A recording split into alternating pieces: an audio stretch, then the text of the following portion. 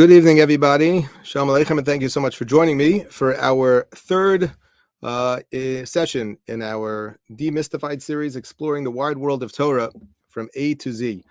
Tonight, we are going to talk about animals.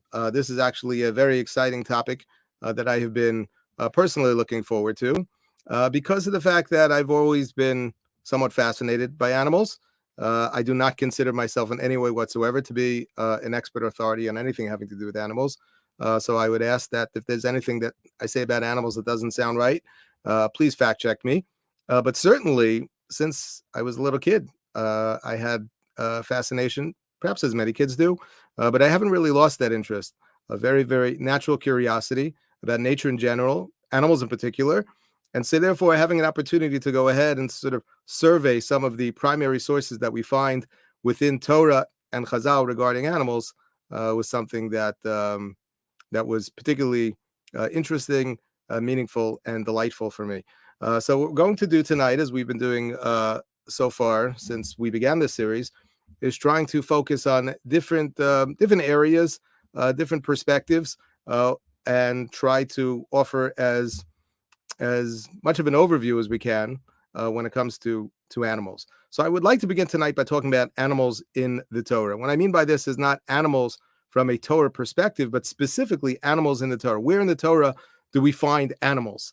Now, I imagine you don't have to think long and hard to come up with an answer to that question, but you may be surprised if you really stop and think about, well, let's say if I start from the beginning of Chumash, and I'm going to start with Parshas Bereshis, well, that's easy.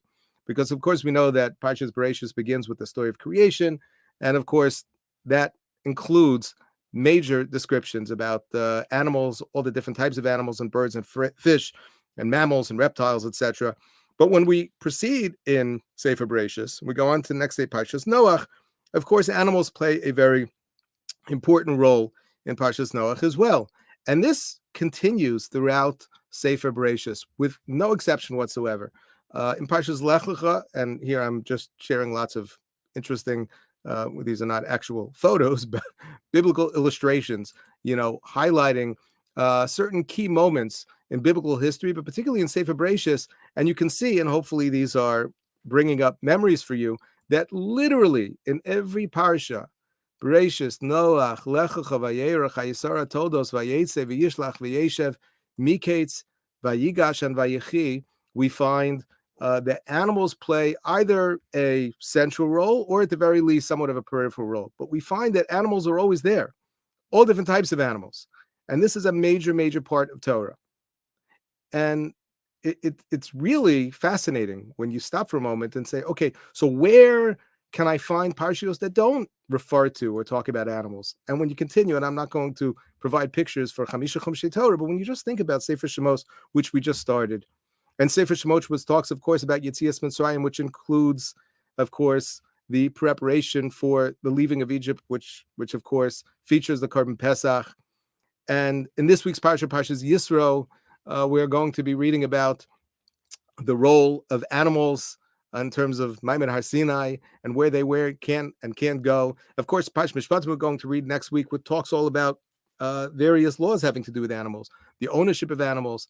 And of course, as we proceed and talk about Hakamas HaMishkan, the building of the Mishkan, both in terms of the materials and, of course, the central purpose of the Mishkan, namely to be a place of karbanos, well into Sefer Vayikra, Minbar and Devarim and beyond, there are many, many, many parshios and mitzvos as well that reference or focus around animals. I couldn't find, and I didn't, frankly, forgive me, I didn't decide to take the time to actually go through the Taryag mitzvos and see how many, but I'm sure it's hundreds of mitzvos that relate to, in some way whatsoever, animals. Here you have just an illustration of the Shisha Sidrei Mishnah. I'm not going to read through them all right now, but if you can see it on your screen, just to quickly scan through, some of the Masechtos quite obviously feature, and again, in a very, very prominent way, animals. And other ones, perhaps while it may not be the main feature, there are Mishnayos in every one of the Shisha Sidrei Mishnah and every one of the Masechtos of Shas that deal with animals. And the same is true when it comes to our study of Shulchan Aruch. All the 4 halakim of Shulchan Aruch feature halachos, some of them more practical than others, that have to do with animals. And so really, it behooves us to begin this conversation by recognizing that the discussion of animals is not merely some sort of random, very irrelevant, off to the side topic, which hardly ever appears or is featured in Torah. Quite to the contrary, we find that there are countless references to animals throughout Torah Shebachsav and Torah Shebal Peh. Now, I would like to begin our discussion tonight by highlighting an important thing, which I imagine should be obvious to most of us, maybe all of us, but I want to say it anyway, and that is that animals are not people. I can make a joke that some people are animals, but I won't say that. But animals are not people. And the reason this is important is because we're going to be talking for the next 45 minutes or so about animals and how important they are and how much concern and sensitivity we have to have for animals and the significance of animals and the role that they play in our lives. And so therefore, I want to make it very, very clear from the outset that while we are featuring animals tonight, we shouldn't think for a moment that animals have in any way whatsoever a status which equivalent to that of people. 7 weeks ago, you may recall, if you were with me at the time, that we spoke about sort of the 4 levels within creation, the concept of domain, someach, chayim, medaber, that there are 4 levels. And we spoke at the time, I think we were talking about shoes and how man demonstrates his dominion over all of nature by dominating the different levels below. And so therefore, there is a clear demarcation in terms of the way that we understand the layers, the levels, if you will, within the natural world. There's a clear demarcation between man and animals. This is something which is clear in the Psukim themselves. At the very, very beginning of Sefer Bereshis, the Torah tells us, "Vayitzer Hashem Elokim es Adam afrim min Adama." Man was created from the earth, from the dust of the earth. Vayipach bi'apav nishmas chayim, that God breathed, so to speak, into the nostrils of man a living soul. Vayhi Adam lenefesh chaya, and man becomes a nefesh chaya. The Targum Onkelos famously comments, what does that mean? Ubara Hashem Elokim yas Adam afra min ara. God creates again man dust from the earth. V'nafach bi'apo nishmasa d'chaye v'haves ba'adam l'ruach mamala. Man becomes a speaking being. One of the ways that we refer to man as a medaber, and Rashi actually makes this point as well. Even a behemoth, says Rashi, behemoth chaya are called nefesh chaya. However, achzu shel adam chaya shebakulan, that man is on a higher level, shenitosif badeyo v'dibor, because man has a higher level of intellect. In addition, and I would say which reflects this, that manifests itself through the power of speech. Of course, animals can communicate one with another, but the level of communication, the level of sophistication between the way we can communicate one with another, to develop different languages and to build civilizations over the course of time, adding layers and levels to our knowledge. So this is something which is unique to mankind. The pasuk also tells us, also back in the very beginning of Sefer Bereshis, "Vayivar Elokim es Adam b'tzelmo, b'tzelem Elokim barosa." The concept that man is created as a tzelem Elokim. Of course, there's much that we can discuss about what that means. That could be a shiur in of itself. What is the tzelem Elokim?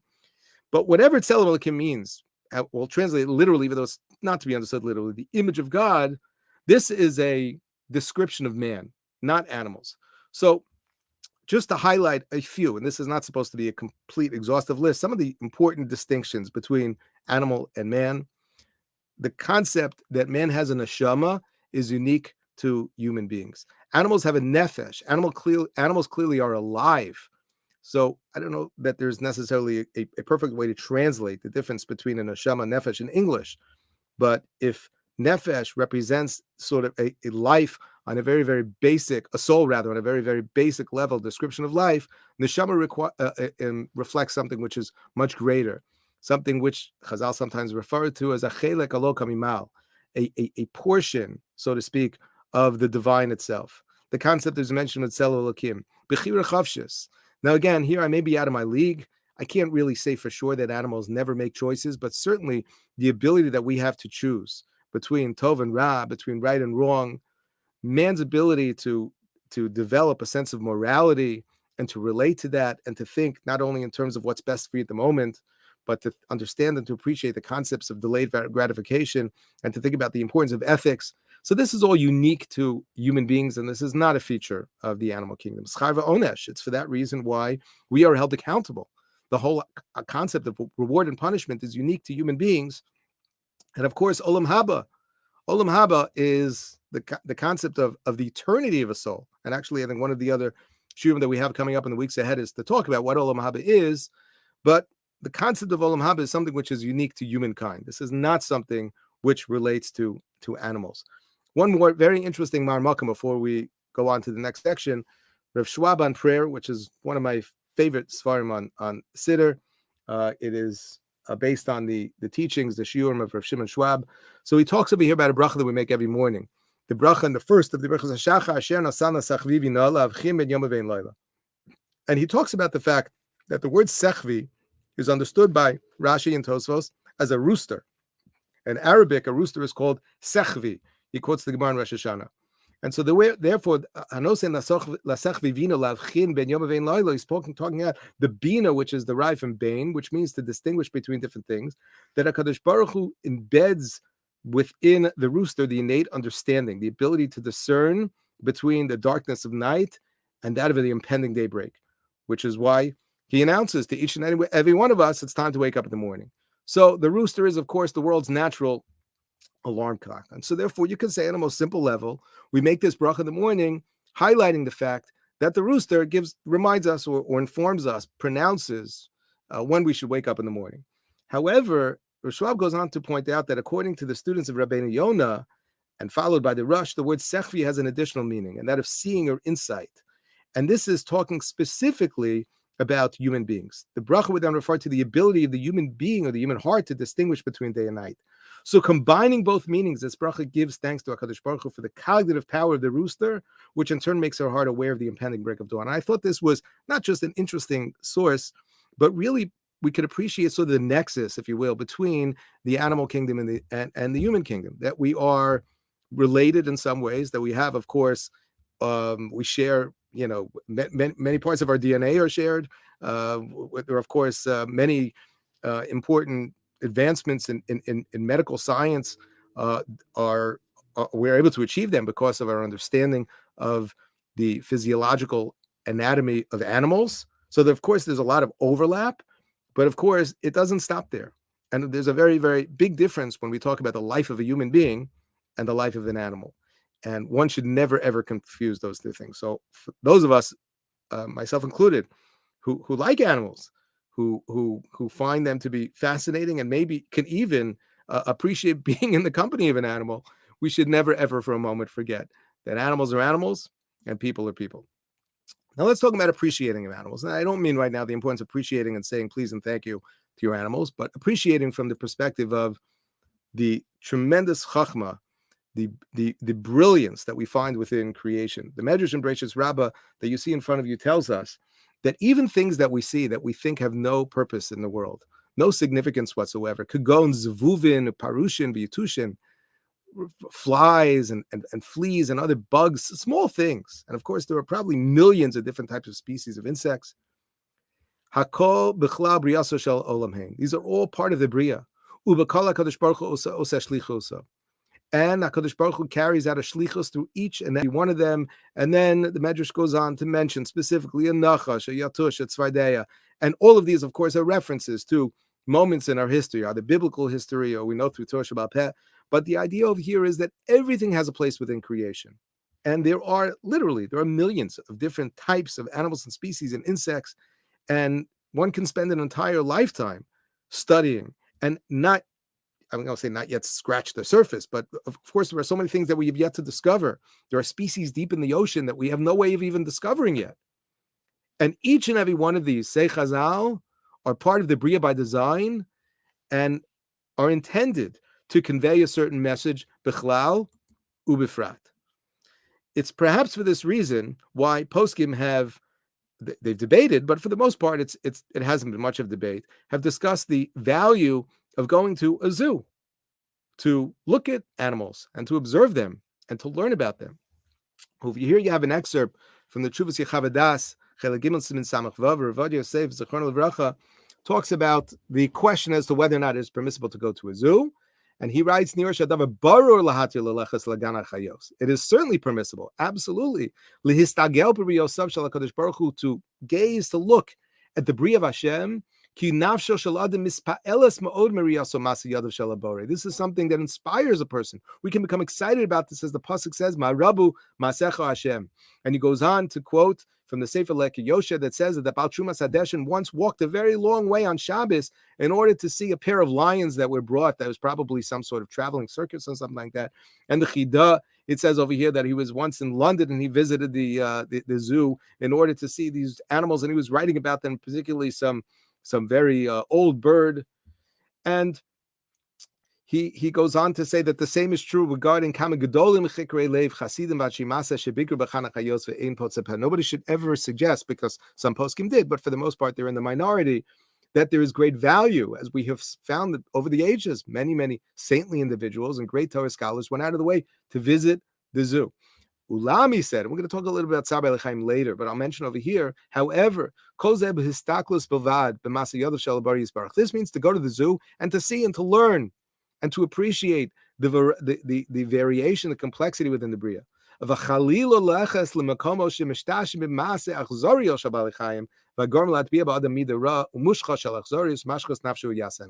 However, God forbid to go to participate, even as an observer, in a place where animals are being used in a cruel manner. So whether it's about bullfighting and I don't know, alligator wrestling, and I don't know, all these things like this. This is something which causes pain and suffering to the animals, and not only that, it imparts, it instills with us midos raos, and for this we should absolutely stay away from. That is not a place for a Jew.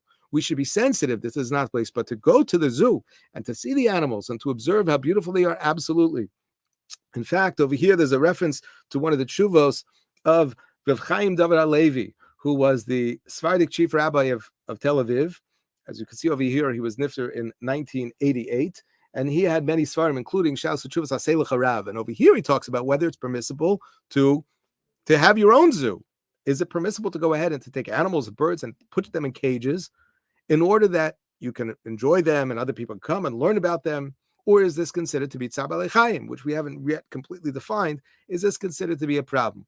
And he goes on to say, consistent, he doesn't quote the Tshuva of Ravad Yosef, but consistent with that reasoning, that it is certainly permissible to do so. There's great value in studying animals and observing animals. He does say, obviously, we have to make sure that if they are being caged, it has to be done in a way that is not known to be painful for them. And he says, I'm not even sure that it's necessarily so painful. Tzar B'Lechaim is a very subjective thing. We can't really talk to the animals. We can only sort of gauge their level of distress by what they share with us, so to speak. But, some animals that are in the zoo and they have all their meals prepared and they're safe from predators, it's not necessarily the worst place to be. So the most important thing is that we should try to, again, always conduct ourselves in a way that displays, we haven't even gotten to this yet, but a special sensitivity towards animals.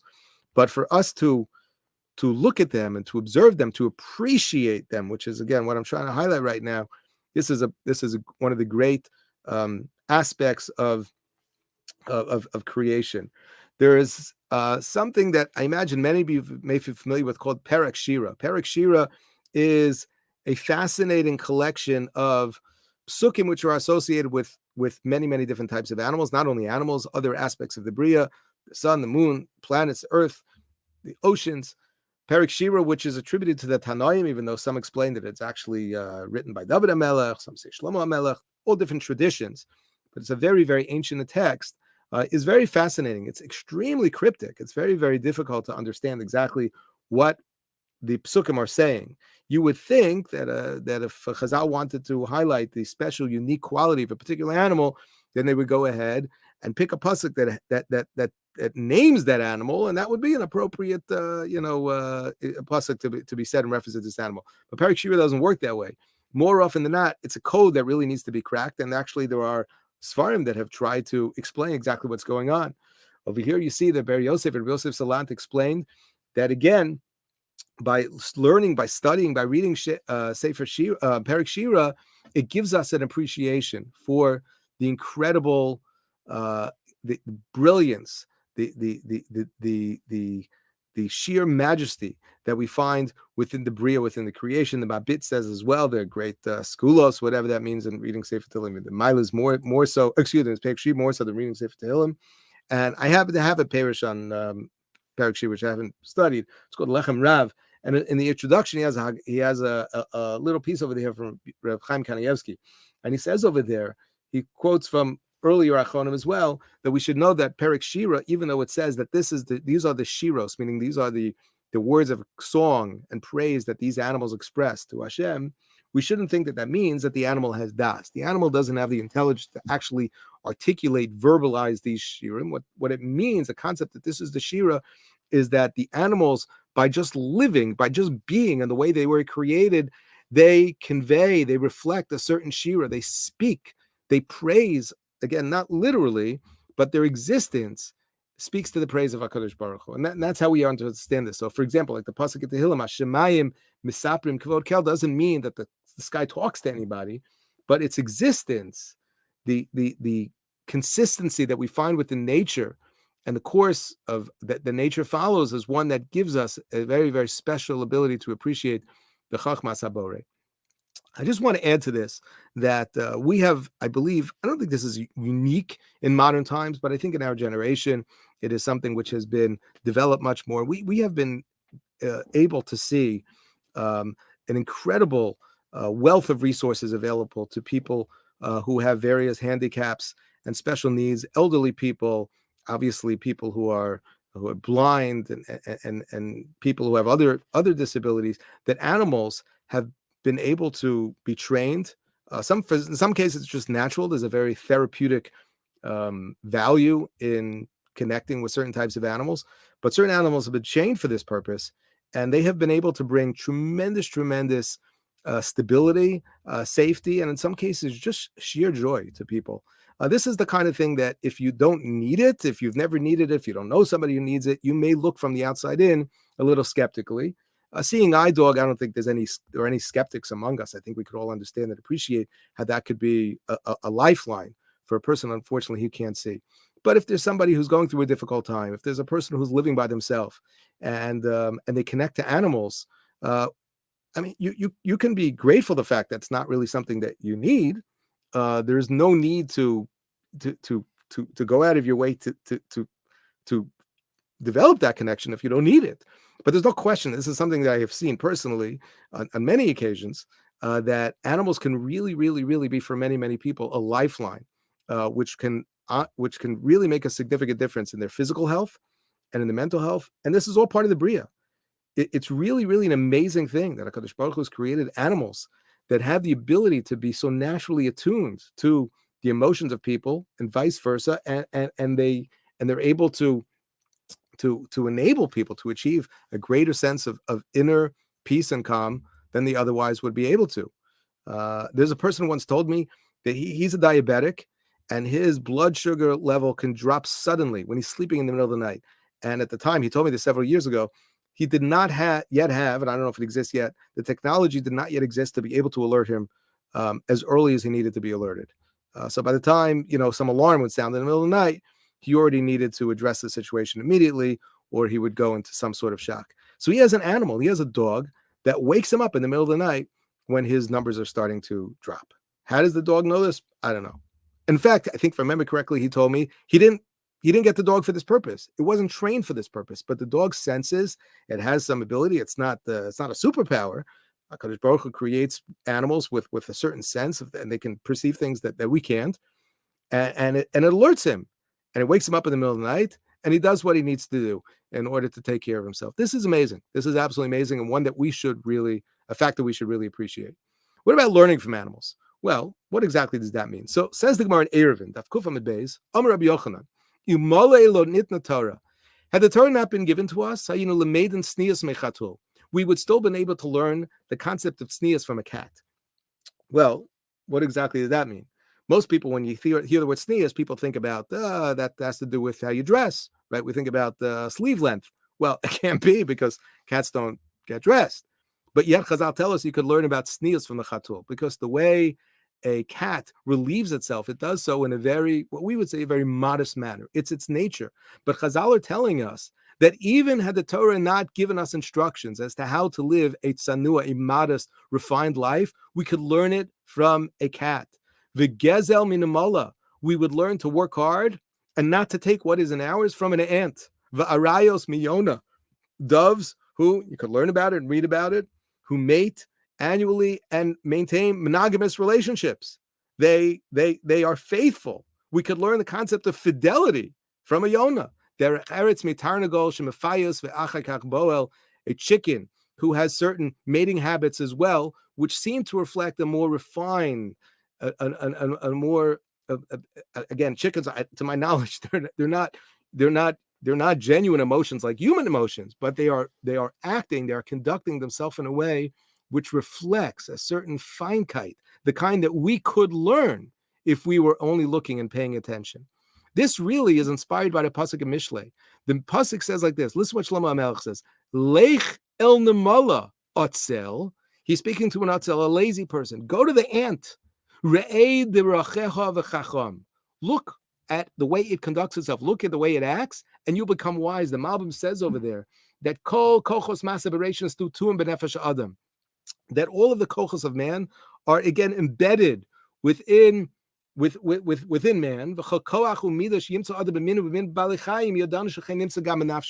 you see certain midos in animals, you should know that exists within us as well.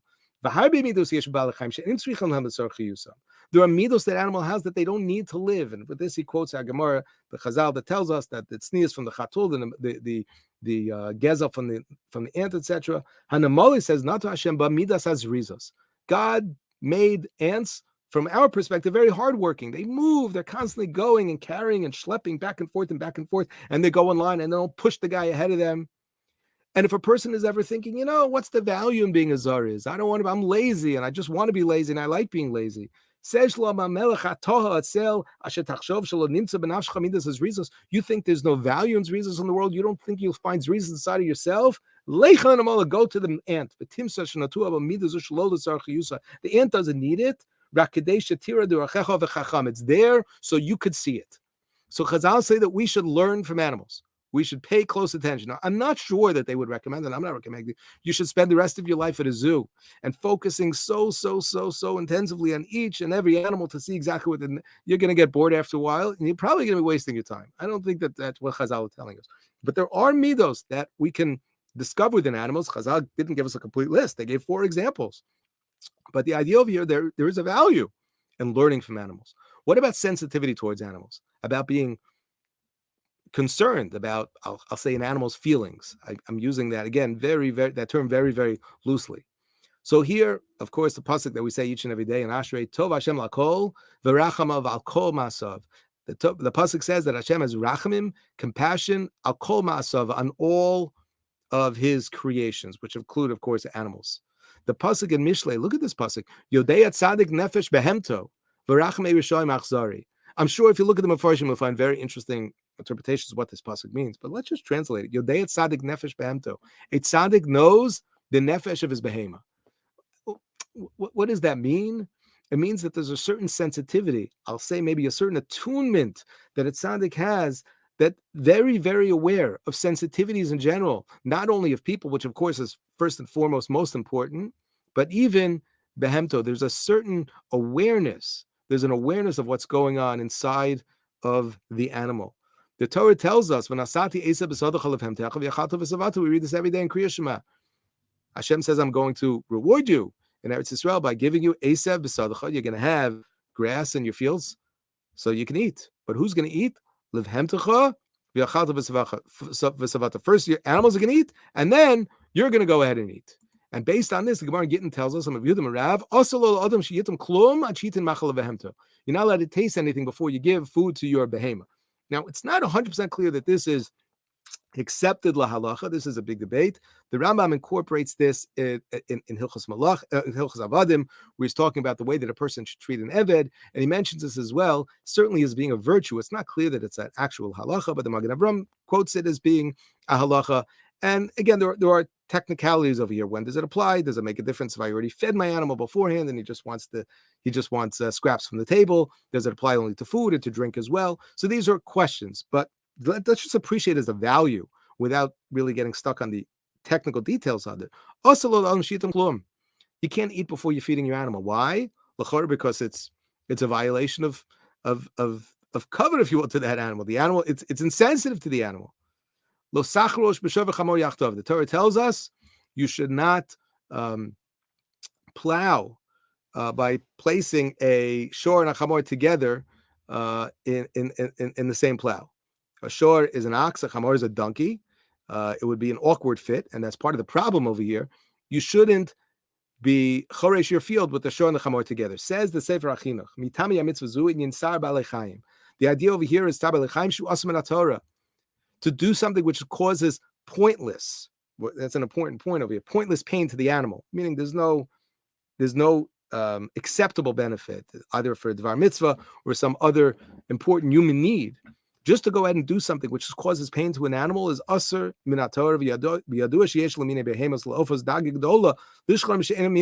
He says, you see that within the Bria, animals don't like hanging out with different types of animals. They like being separate.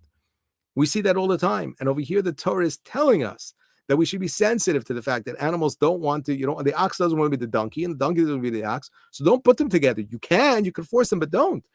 And then the Sefer Achinuch says the most important point of you all. He says, and when you pay attention to this mitzvah, you'll take musar. And you'll see that when it comes to people as well, people should be paired up appropriately. If I, let's say, run a business, I shouldn't put the tzaddik with the Russia, the nikla with the nichbad. We're not going to talk about what this may be, but the idea is you have to be sensitive and to put people together if they don't want to be together.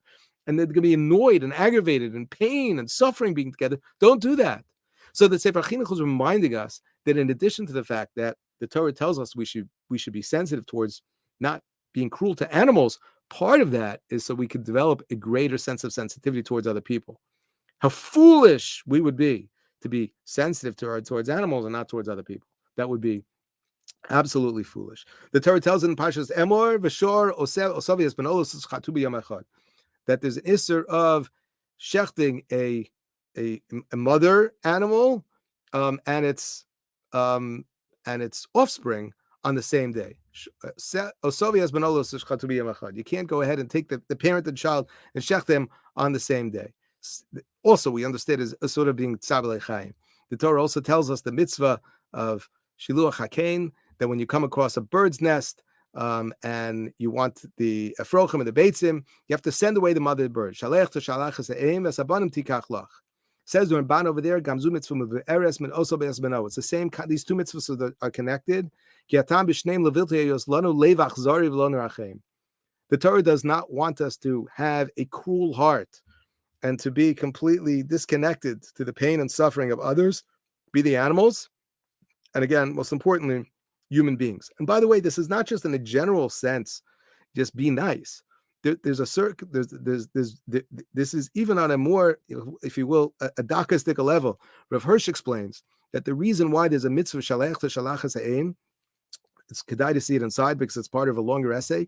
Rav Hirsch says that the mother bird is going to protect her young until the last minute because that is her nature. Her nature is to protect her young. She's not going to want to leave them. She's not going to want to abandon them.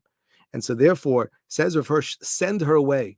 Don't take advantage of that weakness and grab her for yourself. Unbelievable.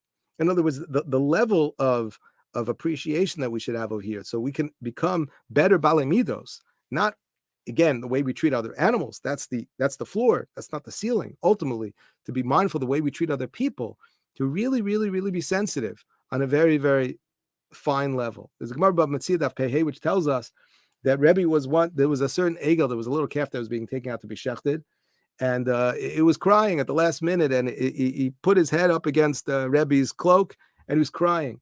And Rebbe said, Zil, lekach notzai, go. This is what you created for. And Amri, and they said that Hov lo kam rachem, since Rebbe did not display proper rachamim, nesu olav yisurin, he should suffer. And the Gemara used this to explain what Rebbe's suffering. Now, this is a very complicated Gemara. It's not a simple Gemara to understand because we know that we do shecht animals, and it is okay to shecht an animal. What does it mean the animal is crying over here? So I was actually debating whether to put this in at all because it could lead us to mistaken conclusions. But I will just ask you to just take away, the very, very surface level message of this Gemara without probing too deep and then getting stuck on important questions that the Mefarshim will ask, and you should look. Another beautiful Mar Makom, the Medrash in Shmos Rabbah tells us that David HaMelech and Moshe Rabbeinu, not in that order, as well as others, were selected to be leaders of the Jewish people because of the way they treated their sheep when they were shepherds. And the Medrash over here highlights different things that both Moshe and David did in order to show special concern, the way they protected their sheep, the way they went out of the way to help the ones that were less advantaged. The one who was schlepping on the side and getting lost, and separating the strong ones from the weak ones. So Chazal look at this and they say, look at the midos that Moshe Rabbeinu had. Look at the midos that David HaMelech had. This is what made them roy for these great positions of leadership. So to say that, sensitivity towards animal doesn't matter, doesn't really make a difference, it's clearly not true. Because you see from Chazal that the importance of being sensitive to animals is very, very important. I will say that the Torah's view regarding animals is balanced and requires nuance, because we know, and we shouldn't forget, some of us may be vegetarians. I am not. I enjoy a good piece of meat, be it chicken or steak, whatever the case may be. And I say that unapologetically. Maybe another time we could talk about being a vegetarian. We can do that for letter V. Okay, maybe. That would be a shir in of itself. But the Torah permits us to derive benefit from animals, whether by shechting them, eating them, going horseback riding. This is a story from today. It's today's newspaper, Medical News Today. First successful pig-to-human heart transplant may offer new options for patients. Obviously, the story was first reported several weeks ago, but everybody's talking about it. What's our view about that? That's wonderful. I just saw recently quoted, said, maybe somebody had asked Rabbi Tenler years ago about using pigs for medical research. So he said that pigs weren't created for footballs. All right, so that's a little bit of Rabbi Tenler Zochron Levracha's witty humor, sense of humor, but that's not why Hashem made pigs, so we can go ahead and make footballs out of them. So obviously this is a tremendous thing, and as Torah observant Jews, we should view this very, very positively. Medical research, science research, this is all wonderful. On the other hand, hunting is something that we don't support. There's a famous tshuva, the Noda B'Yehuda, which says that it's usher, and he gives several reasons, important reasons, some of which we mentioned tonight, and other ones as well. But just because we think that people are allowed to go ahead and to experiment for medical science using animals, and to go ahead and to shecht animals to eat them, doesn't mean you're allowed to hunt them for sport. And other violent sports, be it bullfighting, other things like this is not something that we support. And then there's a lot of more nuance that's needed when it comes to a question, let's say, wearing furs. We can say, as many of the activists who have a very prominent, loud voice in the world today, that this is something that's despicable, that as people, we shouldn't take animals and wear them. But we know that we do that, right? We take the leather of animals and we make, say, for Torah tefillin, mezuzah, we wear the tefillin, right? A shofar comes from an animal. Now, again, these are not all the same, but to just go ahead and make simple blank statements, that we're opposed to something because without appreciating the important balance and nuance that's necessary within, it doesn't do anybody, much good. And so therefore, we're not working through all these details tonight, but just understand and appreciate that the Torah's view regarding animals is balanced and requires nuance. One more, I'm running out of time, so I'm probably just going to leave this for you without reading inside. But the Jewish Encyclopedia of Moral and Ethical Issues, a book that I've had for over 30 years, a fascinating book by Nachum Emzel, who's, I believe, a former member of TNEC, lives in Eretz Yisrael right now, wearing animal furs. So he has an interesting conversation over here. And he points out that there are other values that need to be considered as well. What sort of treatment, the animals suffered or didn't, when these furs were being taken. What is the reason I'm wearing fur? Is it because I like it? Is it because I want to show off my wealth? Is it because it's truly keeps me warmer than anything else? There are other considerations over here. And it's not simple yes or no. What about bracha on animals? So what exactly does that mean? We're not talking about the bracha when you eat an animal. It says in Shulchan Aruch Chaim Rish Chav Hey Sif Ches Haroas Apil Vesakof. If a person sees an elephant or a monkey, there's a bracha yibek. Asher Kedeshanu. Baruch Hashem Elokeinu Melech Haolam Mishane Habrios. That HaKadosh Baruch Hu created these really unusual animals within the natural world. There's a big discussion in the poskim as to whether this applies only to monkeys and elephants, and how often you would make such a bracha. Is this once a day, or once in 30 days, or once in a lifetime? And whether Other animals are included. So these are, some of the many questions that are discussed. But to understand and appreciate, first of all, that there are certain animals that are really, really quite fascinating. And I'm not sure that everybody would necessarily agree that these are the most shinoi dika animals on planet Earth. It would be an interesting discussion to see as to why, either historically or maybe on a deeper level, what it is about the monkey and the elephant. I mean, they both obviously unique in separate ways. Monkeys in particular, because of the fact that they bear many similarities to human beings. This is something which is truly fascinating. And for those who have spent any time in a zoo observing monkeys, not only chimpanzees or gorillas, but even small monkeys, spider monkeys, when you look at them close up and you see the way they move and the way they use their opposing thumbs, I mean, it's absolutely fascinating. And it makes sense that there could be people in this situation who have sort of this moment of religious inspiration. And Chazal tell us, go for it. There's a special bracha, a Mishana Habrios. Now, I know that there must be among us some pet owners, a lot of pet owners in the world, and I wanted to just present a very brief overview of some of the issues that come up when it comes to pets and halacha. The first one is Gidul Kalavim, which means raising, or let's say owning, dogs. There are conflicting statements in Chazal as to whether or not whether it's prohibited for a person to raise and to have dogs. In one case, the Gemara specifically about a kelev ra, which we translate as a bad, evil dog. But the post can basically say that means a dog that barks and or bites, one or the other, both. It's not clear. But in other words, an aggressive dog, a scary dog, a dangerous dog. But then there's another Gemara which seems to indicate that all kalavim, at the very least, have to be chained. And so therefore, there are different attitudes that poskim have and have had for many, many generations. I think it's fair to say that historically, Jews have not been dog owners, and culturally, until very recently, it was considered to be very, very unacceptable for Jews to have dogs. That has changed, quite dramatically. Not necessarily in all communities, but in many communities, not only in the modern Orthodox community, slowly but surely into other communities as well. Of course, dogs have been bred over the course of time into all these new breeds that are, some of them are, on the antithesis of a kelev ra. I mean, dogs that are really very, very playful and calm and have very delightful dispositions. But this is a question. It's a question that people should be aware of. We mentioned already the idea of feeding your animals first, but feeding animals in general is a question, both in terms of taking, let's say, edible food that I can eat, and giving that to animals. It's not such a simple thing. Can I go ahead and take bread? It's edible. It's not ruined. It's not spoiled.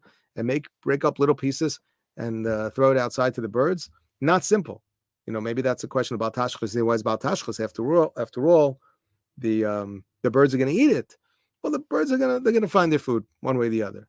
But for you to go ahead and to take human food and degrade it in such a way by throwing it on the floor, it's at the very least, it's a question. Of course, when it comes to animal food, for pet owners, you need to be concerned about potentially deriving hana from basar b'chalav. Animals obviously don't have to keep the mitzvos, but we're not allowed to get hana benefit from milk and meat that has been cooked together. It's a question, according to the Rambam, basar b'chalav is the only problem if it's actual kosher meat. So therefore, if you're dealing with non-kosher meat or nevela, it wouldn't be subject to basar b'chalav. But we generally don't paskin like that, Rambam. So this is something that people need to be aware of. And also, obviously, when it comes to chametz and pesach, which I think a lot more people are aware of, we can't feed our animals chametz and pesach.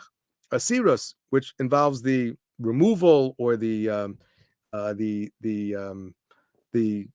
surgical sterilization of or the removal of the reproductive organs of an animal, is prohibited.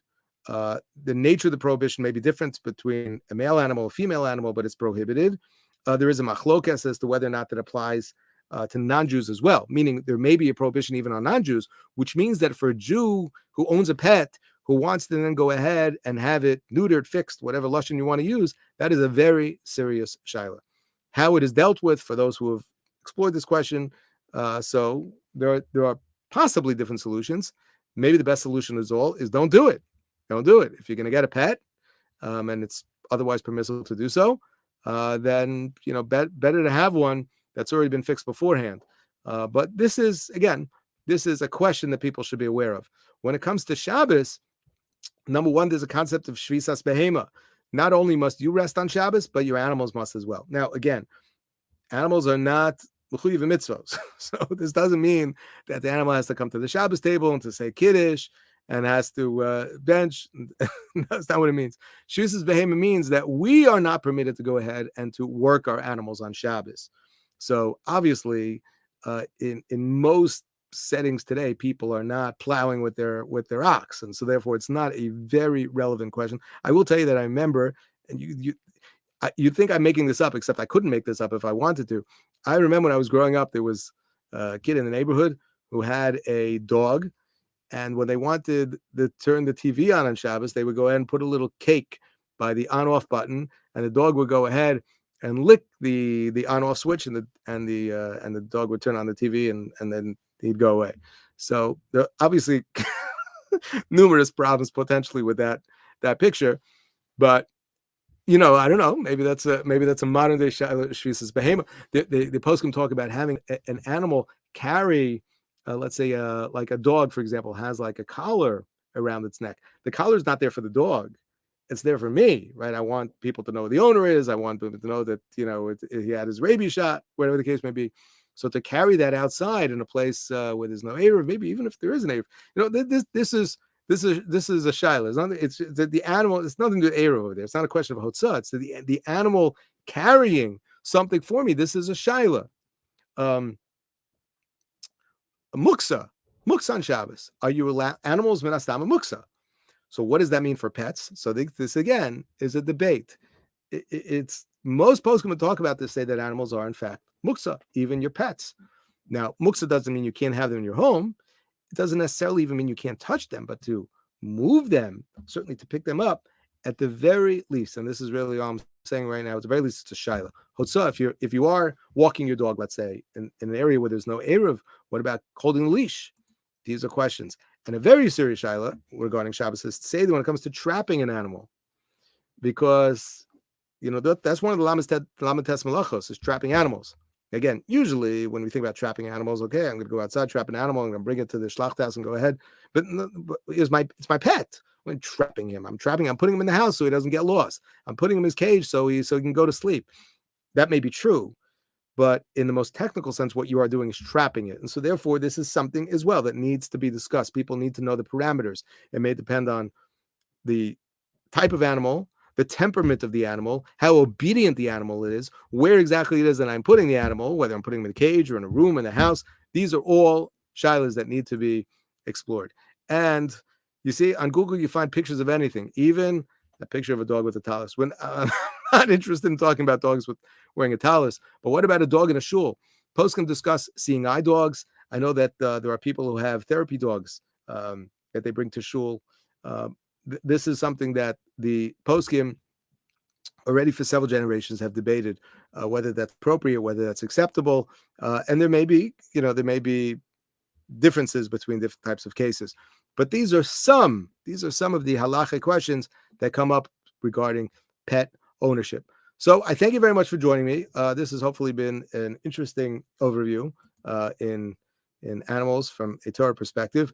Next week, which is actually not next week. This is going to be 2 weeks because we're taking a break next week. So we will not be meeting next week, but 2 weeks from tonight, Be'ez Hashem, pure and simple, an overview of the laws of Tum and Tahara. I'm very excited about that. Probably for many of us, much less familiar than some of what we learned tonight, but hopefully it'll be a very, very useful exploration into the many, many different aspects of Tum and Tahara. Again, an overview. So anything and everything you always want to know about Tum and Tahara, 2 weeks from tonight. Thank you very much. Have a wonderful night.